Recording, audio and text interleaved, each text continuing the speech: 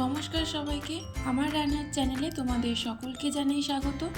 আজকের রেসিপি ভালো লাগলে চ্যানেলটা প্লিজ সাবস্ক্রাইব করে দিও, পাশে থাকা বেল আইকনটা প্রেস করে দিও, যাতে আমি যখন ভিডিও দেব খুব সহজেই তোমাদের কাছে ভিডিওটা পৌঁছে যায়। আজ আমি তোমাদের দেখাবো সবার খুব চেনা আর প্রিয় একটা ঘরোয়া রেসিপি, লাউ চিংড়ি। সহজ উপকরণে দারুণ স্বাদের, একদম বাঙালি স্টাইলে খুব সহজেই বানানো যায়। যারা ঘরোয়া বাঙালি রান্না ভালোবাসো তারা অবশ্যই ভিডিওটা শেষ অবধি দেখো। লাউ চিংড়ি বানানোর জন্য লাগবে একটা মাঝারি সাইজের লাউ আমি এখানে কুচি করে কেটে নিয়েছি, 200 গ্রাম চিংড়ি মাছ, হলুদ গুঁড়ো, কাশ্মীরি রেড চিলি পাউডার, জিরে গুঁড়ো, ধনে গুঁড়ো, গোটা জিরে, শুকনো লঙ্কা, তেজপাতা, পেঁয়াজ বাটা, আদা বাটা, রসুন বাটা,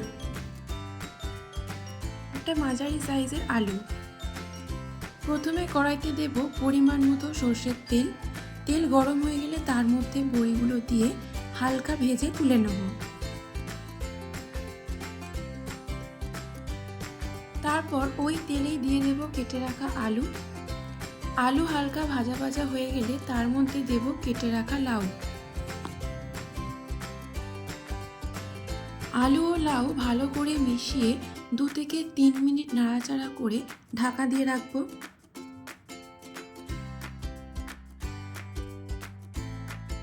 5 থেকে 7 মিনিট ঢাকা দিয়ে রাখবো, যাতে লাউ থেকে জল বেরিয়ে লাউটা নরম হয়ে যায়।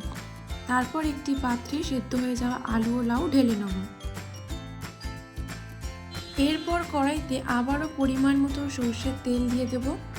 তেল গরম হয়ে গেলে তার মধ্যে দেব তেজপাতা, শুকনো লঙ্কা, গোটা জিরে,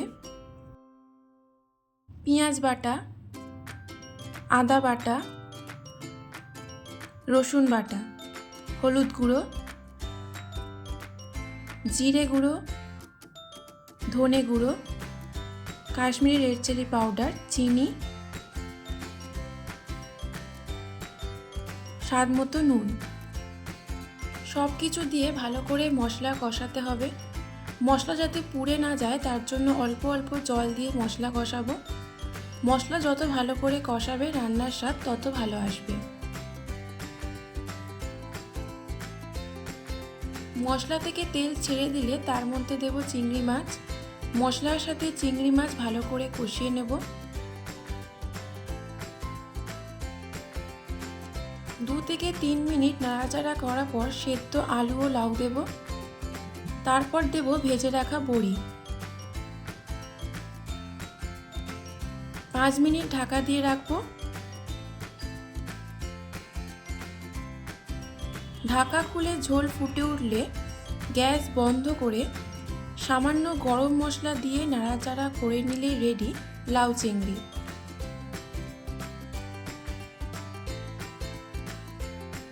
এভাবেই খুব সহজে বানানো যায় সুস্বাদু লাউ চিংড়ি। আশা করি তোমাদের ভালো লেগেছে। ভালো লাগলে লাইক শেয়ার করে দিও, কমেন্ট বক্সে লিখে জানিও তোমাদের কেমন লাগলো। নতুন নতুন রেসিপির জন্য চ্যানেলটা সাবস্ক্রাইব করে দিও। সবাই ভালো থেকো, সুস্থ থেকো।